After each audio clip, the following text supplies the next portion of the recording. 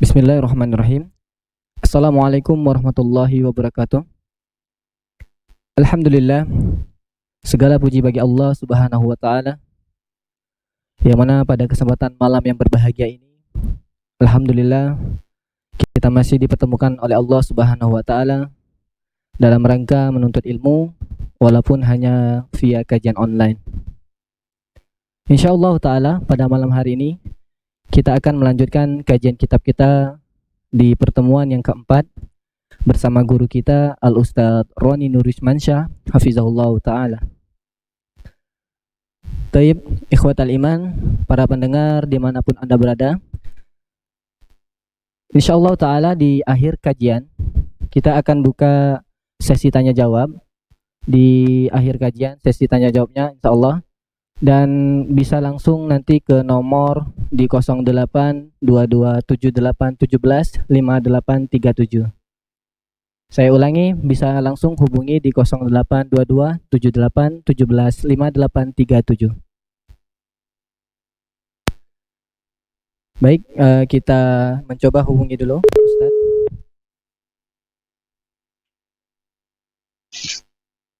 Assalamualaikum Ustaz. Waalaikumsalam warahmatullahi wabarakatuh. Gimana kabarnya, Tat? Alhamdulillah, baik. Masya Allah. Mungkin langsung saja kepada Ustadz kami persilakan. Ya, terima kasih. Assalamualaikum warahmatullahi wabarakatuh. Innal hamdalillah nahmaduhu wa nasta'inuhu wa nastaghfiruh wa na'udzu billahi min syururi anfusina wa min sayyiati a'malina. May yahdihillahu fala mudilla lahu wa may yudlil fala hadiya lahu. Wa asyhadu an la ilaha illallah wahdahu la syarika lah wa asyhadu anna Muhammadan abduhu wa rasuluhu la nabiyya ba'dah. Segala puji bagi Allah Subhanahu wa taala yang pada malam hari ini Allah Subhanahu wa taala masih memberikan kita semua kesempatan untuk belajar bersama membahas sebuah kitab yang sangat indah, yaitu Kaifa tuwajjihu libtila, bagaimana engkau menghadapi ujian dan cobaan, terutama di zaman sekarang, di masa saat sekarang ini kita ditimpa musibah, sehingga sangat sesuai dengan apa yang kita hadapi, apa yang telah kita dan akan pelajari pada malam hari ini. Kita membahas 43 kaidah-kaidah dalam menghadapi musibah, ujian dan cobaan. Sekarang kita masuk ke kaidah yang ke-8 dalam pertemuan kita yang keempat ini, yaitu kita mengetahui bahwasanya bersedih dengan masa lalu, bersedih terhadap ujian, cobaan atau musibah yang menimpa kita, ini tidak memberikan kita manfaat. Karena apa yang telah berlalu tak akan pernah kembali. Terkadang kita larut dalam kesedihan, kita tenggelam dalam samudra kesedihan, kita terjatuh dalam jurang penyesalan, padahal Allah Subhanahu wa taala telah memerintahkan kita untuk tidak bersedih hati, tidak bermuram durja. Dalam sebuah surat Ali Imran dalam ayat yang ke-153 Allah mengatakan, Likai la tahzanu ala ma fatakum wala ma asobakum, agar engkau tidak bersedih hati, agar kalian tidak bersedih hati ala ma fatakum, terhadap apa yang luput dari kalian, terhadap apa-apa yang tidak kalian miliki ketika kalian begitu inginkan. Wala ma asobakum, dan ketika kalian justru mendapatkan apa yang tidak kalian inginkan. Dalam surah yang sama Ali Imran ayat yang ke-139 kata Allah Subhanahu wa taala, wala tahinu wala tahzanu, janganlah kalian bersikap lemah dan janganlah pula kalian bersedih hati. Begitu juga dalam hadis-hadis Nabi Shallallahu Alaihi Wasallam. Nabi Shallallahu Alaihi Wasallam pernah berdoa dalam sebuah riwayat Bukhari, dikatakan beliau berlindung, Allahumma inni a'udzubika minal hammi wal hazan wal 'ajzi wal kasal wal bukhli wal jubn wa dhala'id dain wa ghalabatir rijal. Ya Allah, aku berlindung kepadamu dari alham dan hazan. Ham itu adalah kegundahan akan masa depan, kegalauan akan masa esok, kegamangan atas apa yang akan terjadi kelak. Wal hazan, hazan adalah kesedihan di masa lalu, penyesalan atas keputusan yang kita ambil atau kegagalan yang disebabkan oleh kesalahan dan kekhilafan kita. Wal ajzi wal kasal, lemah dan malas. Lemah itu keinginan ada, tapi kemampuan tidak ada. Wal kasal, kasal itu kemampuan ada dan keinginan tidak ada. Nabi berlindung dari kedua hal ini. Wal bukhli, dan dari rasa kikir, pelit. Wal jubn, dan dari penakut, dari rasa takut. Wa dhala'id dain, dan dari jeritan hutang. Wa ghalabatid rijal, dan dikuasai oleh orang lain. Jadi dari sini kita bisa ambil kesimpulan bahwasanya di antara prinsip seorang mukmin ketika ditimpa musibah, dia tidak larut dalam kesedihan. Apa gunanya bersedih hati bila ternyata kesedihan kita tidak bisa menghilangkan musibah, tidak bisa menolak musibah, bahkan untuk meringankannya sedikit saja pun tidak bisa. Justru kesedihan hanya menambah sedih itu sendiri, menggoreskan luka di atas luka, menambah duka di atas duka. Atas apa untungnya kita bersedih hati kalau ternyata masa lalu tidak akan pernah terulang kembali. Mau sekuat apapun kita, mau sehebat apapun kita, mau siapapun yang menolong kita, kita tidak akan pernah kuasa untuk mengembalikan hari-hari yang telah lalu. Bahkan untuk beberapa detik yang lewat barusan saja, kita tak akan bisa mengembalikannya.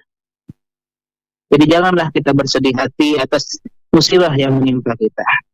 Karena musibah datang dan pergi, berlalu dan berakhir, selesai. Adapun penyesalan dan kesedihan hanyalah menambahkan kesedihan di atas kesedihan. Seandainya kesedihan yang kita alami gara-gara kesalahan kita, kekeliruan kita, kekhilafan kita, gara-gara keputusan yang salah kita ambil, gara-gara kegagalan yang disebabkan oleh tidak matangnya kita dalam berbuat keputusan, maka pahamilah bahwa ini adalah takdir Allah Subhanahu wa Ta'ala. Dan Allah Subhanahu wa Ta'ala yang menakdirkan itu semua. Justru solusinya kalau kita merasa kita berbuat salah di masa lalu adalah berdamai dengan masa lalu. Kita perbaiki hari ini.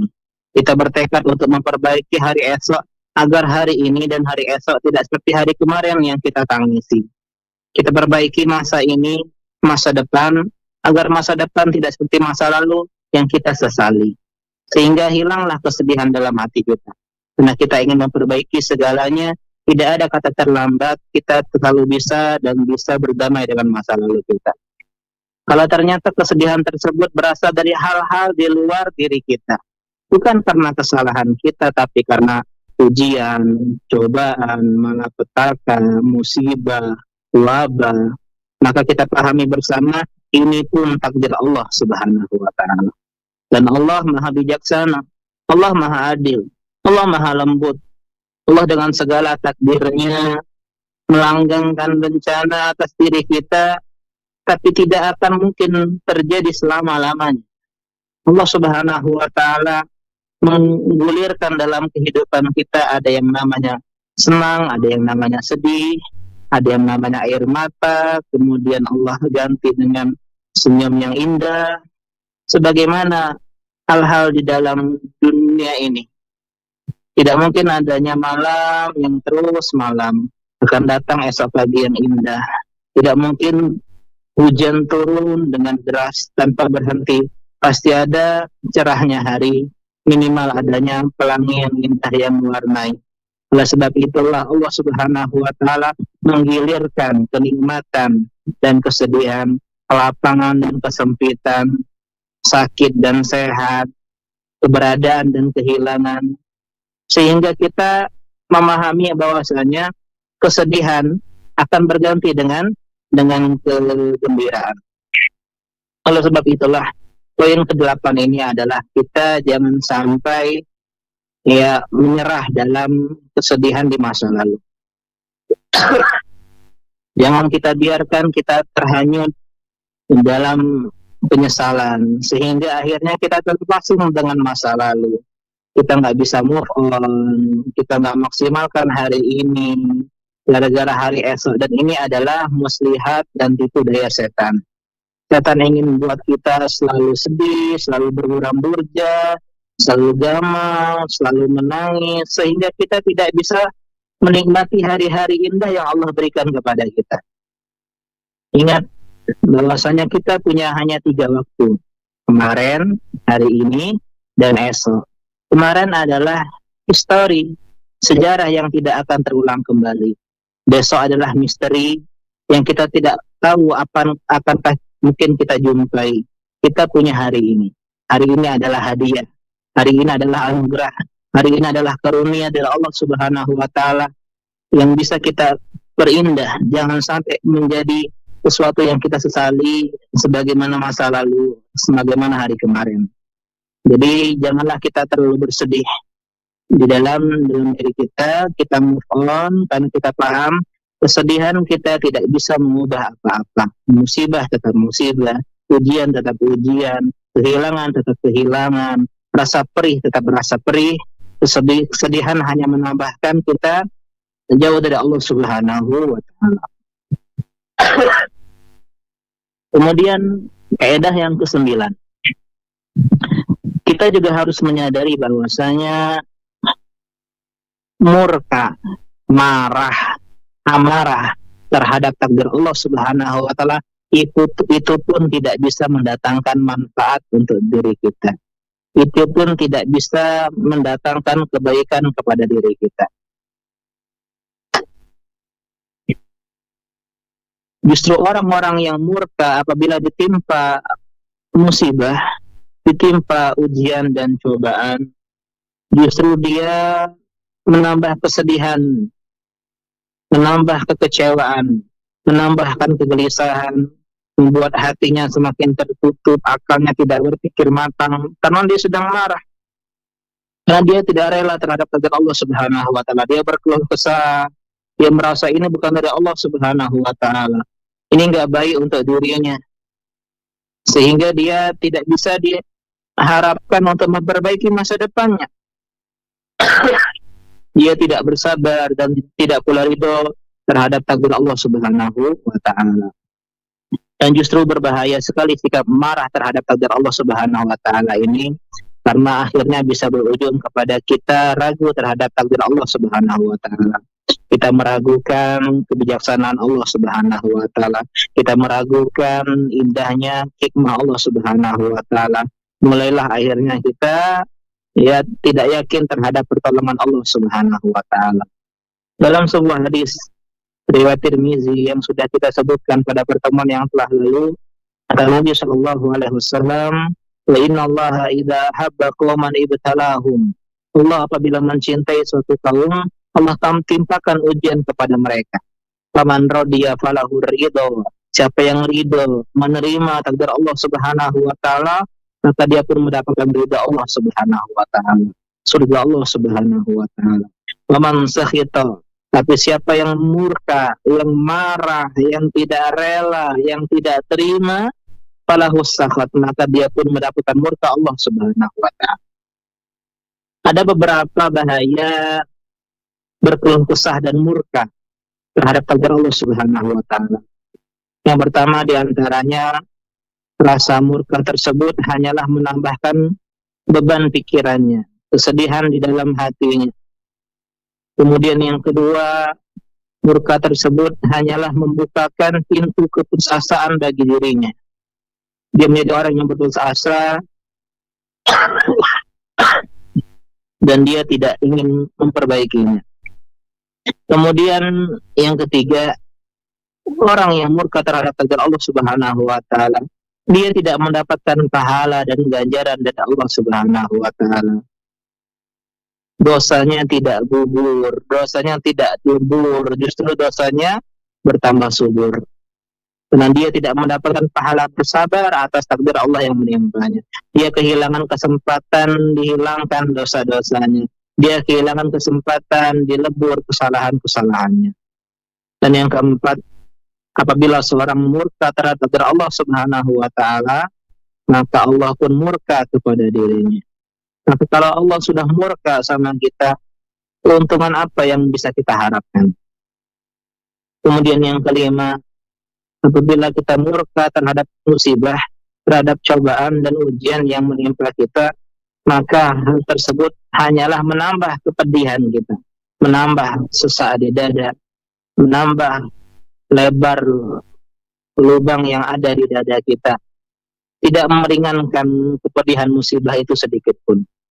Kemudian yang selanjutnya, yang keenam, apabila seorang murka terhadap musibah, maka dia tidak bisa diharapkan untuk mendapatkan hal-hal yang baik setelah musibah itu berlalu. Dia tidak bisa mengambil hikmahnya, dia tidak bisa mengambil pahala dari Allah Subhanahu wa taala. Kemudian yang terakhir, apabila seorang itu marah terhadap musibah, maka yang terjadi selanjutnya lebih memberatkan dirinya, lebih memasung langkahnya, lebih menyakitkan baginya. Berbeda kalau dia menerima, maka akan ringan apa yang akan terjadi selanjutnya. Dan kita lanjutkan satu kaidah lagi ya. Kaidah yang ke-10.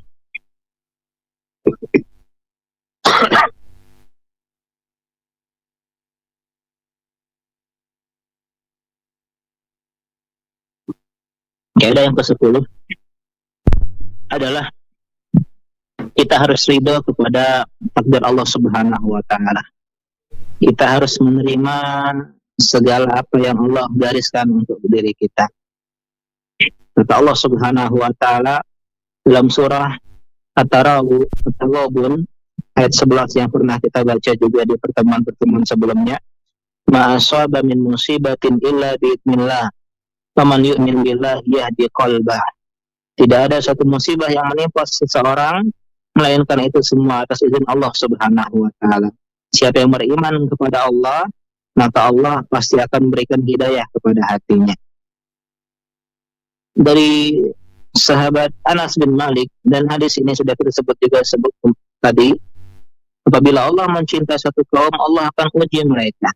Siapa yang ridho, siapa yang menerima, maka dia mendapatkan ridha Allah Subhanahu wa taala.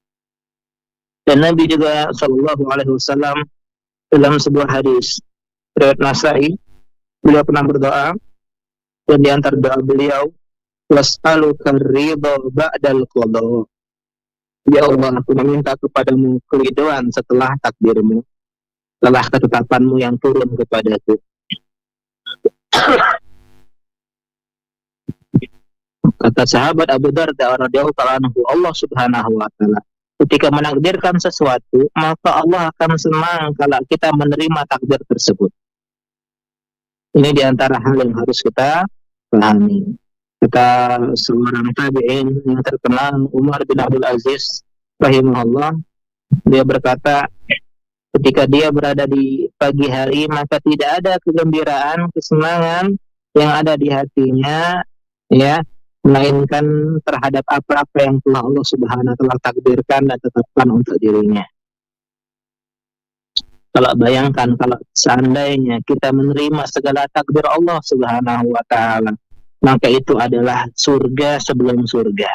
Itu adalah keindahan yang luar biasa. Dalam ayat surat An-Nahl ayat ke-97, kata Allah Subhanahu wa taala, "Man 'amila shalihan min dzakarin aw untha wa huwa mu'min falanuhyiyannahu hayatan thayyibah." Barang siapa yang beriman, beramal soleh dari laki-laki dan perempuan, dan dia beriman. Jadi amal dan iman, maka kata Allah Subhanahu wa taala, kami sungguh akan berikan kepadanya hayatan thayyibah, kehidupan yang bahagia. Kata sebagian ulama salaf, maksud kehidupan yang bahagia adalah kehidupan yang penuh dengan keridhaan atas takdir dan apapun yang menimpanya, dan merasa cukup qanaah terhadap apa yang telah Allah berikan kepadanya. Karena itulah ulama mengatakan ridho terhadap takdir Allah Subhanahu wa taala adalah pintu Allah yang sangat luar biasa. Ridho terhadap takdir Allah Subhanahu wa taala adalah surganya dunia. Ridho terhadap takdir Allah Subhanahu wa taala adalah terminal tempat singgahnya, tempat istirahat dan rehatnya para ahli ibadah di dunia. Karena itulah, marilah kita menjadikan orang-orang yang ridho kepada takdir Allah Subhanahu wa taala. Dan mungkin kaidah ini karena agak sedikit panjang, kita lanjutkan pada pertemuan selanjutnya. Jadi pada hari ini kita bisa mendapatkan 3 kaidah. Kaidah yang pertama, kita harus meyakini bahwasanya kesedihan yang berlarut-larut itu tidak akan bermanfaat untuk diri kita, tidak bisa mengubah apapun, tidak akan bisa mengembalikan masa lalu. Yang terjadi tetaplah yang terjadi. Kemudian kita juga meyakini bahwasanya marah terhadap takdir Allah Subhanahu wa taala, murka, menyalahkan orang lain, mencari kambing hitam, mencari pembenaran, itu tidak akan memberikan manfaat, bisa membuat luka semakin terluka, luka menjadi lebih ternganga, membuat hati kita menjadi jauh lebih sedih dari sebelumnya. Dan poin yang selanjutnya, bahwasanya di antara hal yang harus kita pahami bersama, bahwasanya di antara keharusan, di antara ketetapan yang Allah berikan kepada kita adalah kita harus ridho terhadap takdir Allah Subhanahu wa taala, menerima musibah yang Allah timpakan kepada kita, karena kita meyakini semua itu selalu ada hikmahnya, akan ada penjelasan-penjelasan yang baik yang datang setelahnya tentang kenapa episode hal-hal yang menyakitkan itu ada dalam hidup kita, kenapa lembar-lembar suram tersebut ada dalam setiap beberapa lembar buku kehidupan kita. Ini yang harus kita pahami bersama. Allah Subhanahu wa taala melalui nasihat-nasihat yang kita bisa ambil ini menjadikan pribadi yang lebih kuat lagi, yang lebih tegar, yang lebih sabar, yang lebih bijaksana, yang lebih santun, yang lebih rendah hati terhadap takdir Allah Subhanahu wa taala. Apalagi di tengah-tengah musibah seperti ini. Dan jangan lupa untuk senantiasa dan terus berdoa kepada Allah Subhanahu wa taala, karena tanpa pertolongan dari Allah Subhanahu wa taala kita tidak bisa apa-apa. Berdoa agar wabah corona atau COVID-19 ini Allah angkat di tengah-tengah kita, dan kita bisa bersua dengan bulan Ramadan yang kita senantiasa berdoa bertemu dengannya dalam keadaan aman dan damai, dalam keadaan sehat, walafiat, dalam keadaan kita bisa bersama-sama kembali. Allah Ta'ala alam, demikian saya serahkan kepada moderator. Nah Ustaz, kita masuk di sesi tanya jawab. Alhamdulillah sudah masuk di via WhatsApp. Ya. Assalamualaikum Ustaz, mengapa tidak semua orang yang sudah ngaji itu bisa mengamalkan apa yang ia kaji? Sudah mengetahui hadisnya, tapi terkadang sulit mengamalkannya, suka ngeles dengan berbagai alasan. Dan apakah ini termasuk orang yang munafik Ustaz? Syukron, jazakallahu khairan. Ya,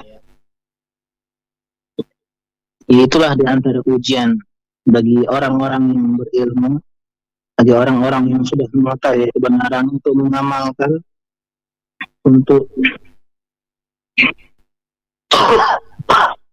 untuk meyakini apa yang selama ini mereka pelajari. Disitulah kewajiban kita, yaitu mengamalkan apa yang telah kita pelajari, meskipun berat. Karena itulah diantaranya adalah meminta tolong kepada Allah Subhanahu wa taala. Adapun kemunafikan,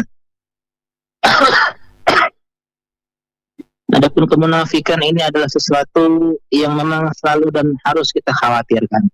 Karena nifak itu ada 2.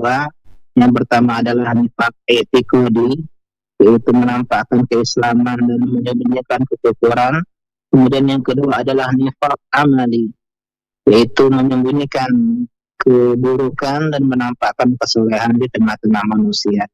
Berbuat baik di tengah-tengah manusia dan berbuat buruk di saat kesendiriannya. Dan bahkan para sahabat sekalipun tidak merasa aman dari kemunafikan. Justru ini adalah sesuatu yang memang harus kita khawatirkan, yaitu merasa bahwasanya kita merasa aman dari azab Allah Subhanahu wa taala. Jadi tugas kita adalah selalu berusaha untuk mengamalkan apa yang kita pelajari. Selalu berusaha meninggalkan apa yang kita tahu itu hal-hal yang terlarang, dan selalu berusaha istiqomah, dan jangan lupa untuk berdoa kepada Allah Subhanahu wa taala. Semoga Allah Subhanahu wa taala menghindari kita semua dari perbuatan nifaq, yang baik nifaq etikadi dan nifaq amali. Allah taala. Nah, Ustaz, syukur jawabannya. Semoga bisa didengar dengan baik bagi pendengar. Pertanyaan selanjutnya, adakah adab menagih hutang dalam Islam? Mohon penjelasannya, Ustaz. Iya. Menagih hutang adalah sesuatu yang disyariatkan, dan di antara adab dalam menagih hutang, kata Nabi sallallahu alaihi wasallam, samhan rahimallahu rajulan samhan idza qada, samhan idza ba'a, samhan idza ishtara. Semoga Allah Subhanahu wa taala merahmati orang yang mudah, toleran dalam membeli, menjual, dan menagih utang. Jadi di antara hal yang harus kita pahami, ya, ketika kita sedang menagih hutang, bahwasanya di antara adab adalah memberikan keringanan. Bahkan Allah Subhanahu wa taala menyiapkan ganjaran yang besar bagi orang yang memberikan keringanan dalam menagih hutang, ya, yaitu digugurkan dosa-dosa dan kesalahan-kesalahannya. Ada seorang di zaman Bani Israel, dia tidak punya banyak kebaikan, dia tidak punya banyak ketaatan, dia hanya punya kebaikan suka meminjamkan hutang. Dan dia bilang sama al-gojo-nya ketika datang jatuh tempo, tolong tumi fulan, kalau dia kaya kau tagih, kalau dia miskin kau beri tangguhan, kau berikan keringanan baginya untuk melunasi hutang kapan saja.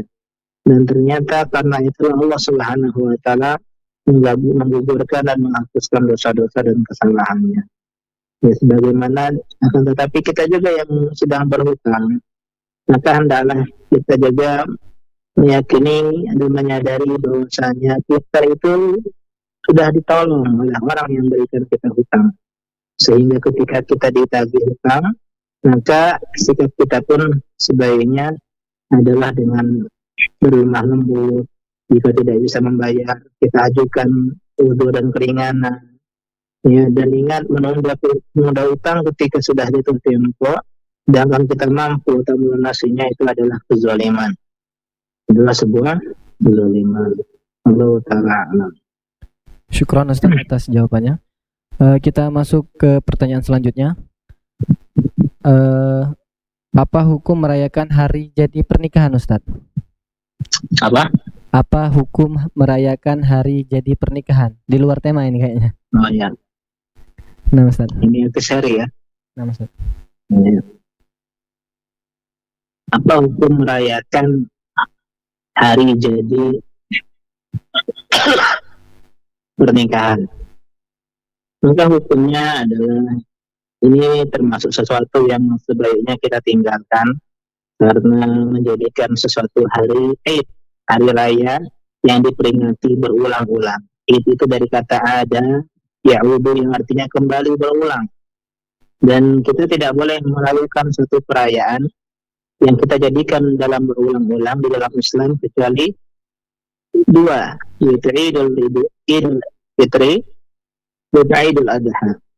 Hari raya Idul Fitri 1 Syawal dan hari raya Idul Adha 10 Zulhijjah.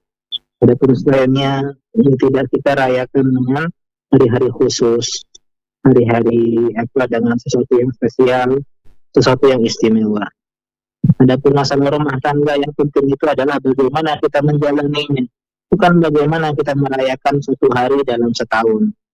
Percuma kalau kita merayakan satu hari dengan candle dinner, dengan hal-hal romantis, tapi kalau kita 359 harinya, kita jalani dengan hal-hal yang jauh dari keindahan dan kebahagiaan. Allah Ta'ala. Nah, Ustadz, syukron atas jawabannya. Pertanyaan selanjutnya, apakah boleh kita menghayal terlalu tinggi? Ya, khayalan. Tamanni ya di dalam Islam beda antara tujuan, ulul himmah, cita-cita yang tinggi dan khayalan. Cita-cita yang tinggi, optimisme, itu sesuatu yang terpuji dalam Islam. Wajibunil fa'al, kata Nabi, aku suka optimisme. Apa optimisme? Al-kalimatul thayyibah, kata-kata yang indah, kata-kata penyemangat, kata-kata motivasi. Insya Allah saya bisa menghafal Al-Quran, insya Allah saya bisa mendapatkan suami yang soleh, insya Allah saya bisa masuk surga. Yang membedakan antara khayalan dan cita-cita yang tinggi adalah perbuatan.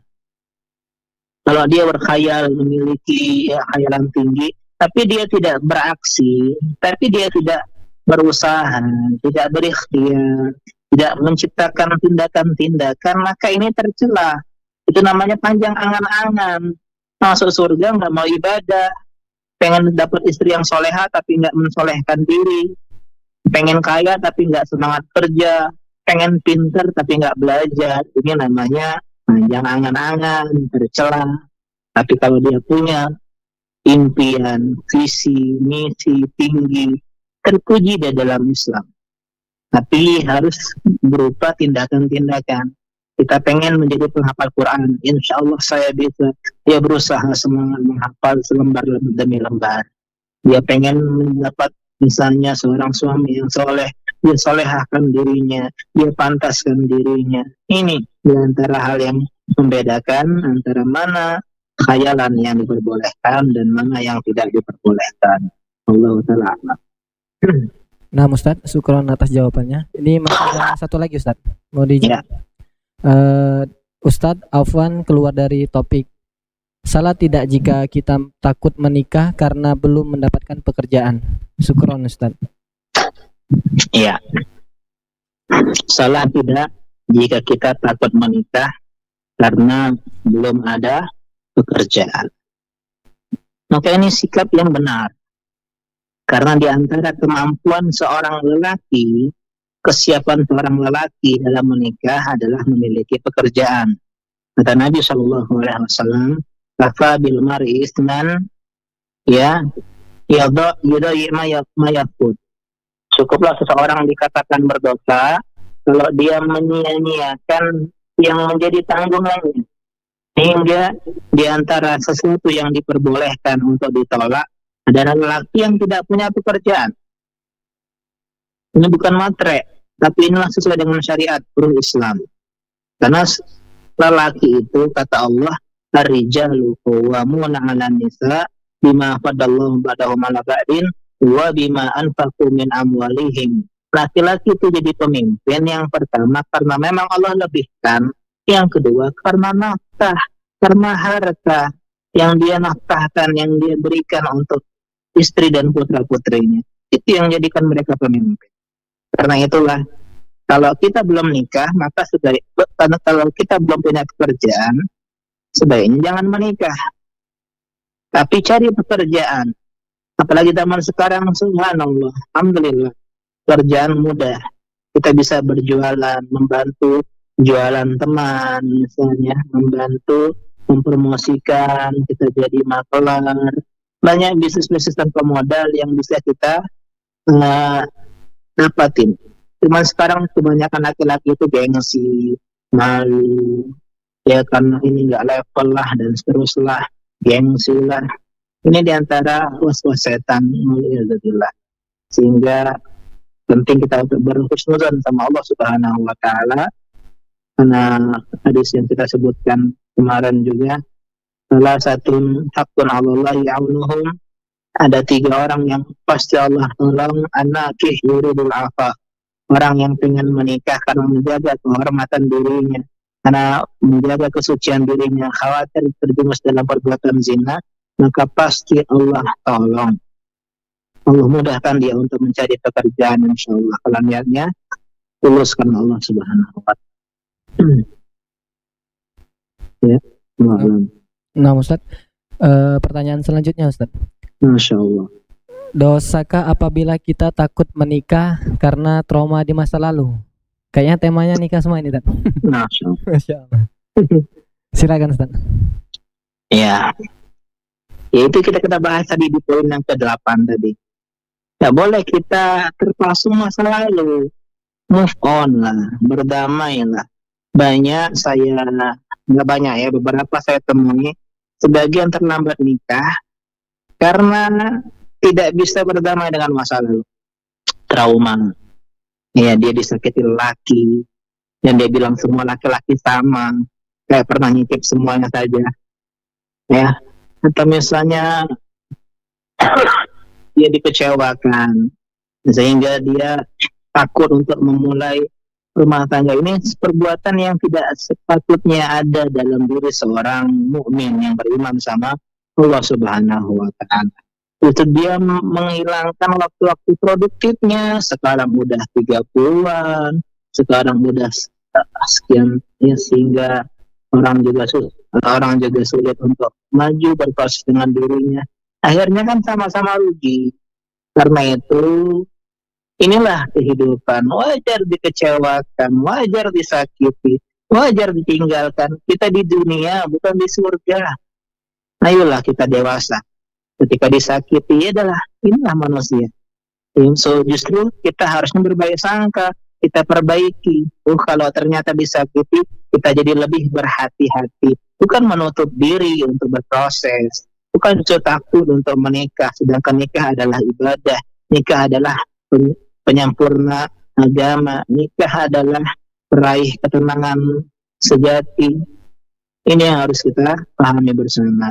Berbaik sangka sama Allah Subhanahu wa Ta'ala, semoga Allah memudahkan kita untuk move on dari masa lalu kita, termasuk masa lalu kita, dan Allah gantikan ya masa depan kita menjadi masa depan yang lebih indah. Amin ya rabbal alamin. Nah, Ustaz, cukup insya Allah. Alhamdulillah. Nah, alhamdulillah. Jazakallahu khairan, Ustaz, atas ilmunya pada malam hari ini. Ya. Nah, cukup, Ustaz. Ya. Nah. Subhanaka Allah. Jazakallahu khairan atas jawabannya, Ustaz. Tadi terputus sedikit, afwan. Alhamdulillah telah selesai kajian pada malam ini, hari ini, pada sesi keempat di pertemuan keempat kita. Insyaallah ta'ala kita akan lanjutkan di hari besok, yaitu di jam yang sama di pukul 20.30 waktu Indonesia Barat. Dan sekali lagi kami ingatkan bagi pemirsa ataupun pendengar yang ingin bertanya, silakan di nomor interaktif di 082278175837. Saya ulangi, bagi yang ingin bertanya di akhir sesi tanya jawab, kami persilakan di pesan singkat atau WhatsApp di nomor interaktif 082278175837. Alhamdulillah sudah masuk di pertemuan keempat kajian kita bersama guru kita Al-Ustadz Roni Nurismansyah Hafizahullah Ta'ala, yang mana pada kesempatan yang berbahagia ini alhamdulillah kita masih diberikan kenikmatan oleh Allah Subhanahu wa Ta'ala dalam menuntut ilmu syar'i walaupun hanya via online. Alhamdulillah kita masih dimudahkan oleh Allah Subhanahu wa Ta'ala, dan semoga apa-apa yang disampaikan oleh Ustadz bermanfaat bagi kita semua dan menambah keilmuan kita pada malam hari ini. Dan sebelum kita menutup pada sesi kali ini, kami sedikit mengingatkan kembali bahwasanya kajian ini insyaallah ta'ala akan dilanjutkan kembali esok hari di pukul 20.30, dan semoga Allah Subhanahu wa Ta'ala mengangkat wabah atau virus yang terjadi di negeri kita ini agar kita bisa kembali aman dan nyaman untuk beribadah kepada Allah Subhanahu wa Ta'ala, untuk menuntut ilmu syar'i di masjid-masjid ataupun di rumah-rumah Allah Subhanahu wa Ta'ala. Amin Allahumma amin. Mungkin itu saja yang bisa kami sampaikan. Saya undur diri, kami ucapkan wassalamualaikum warahmatullahi wabarakatuh.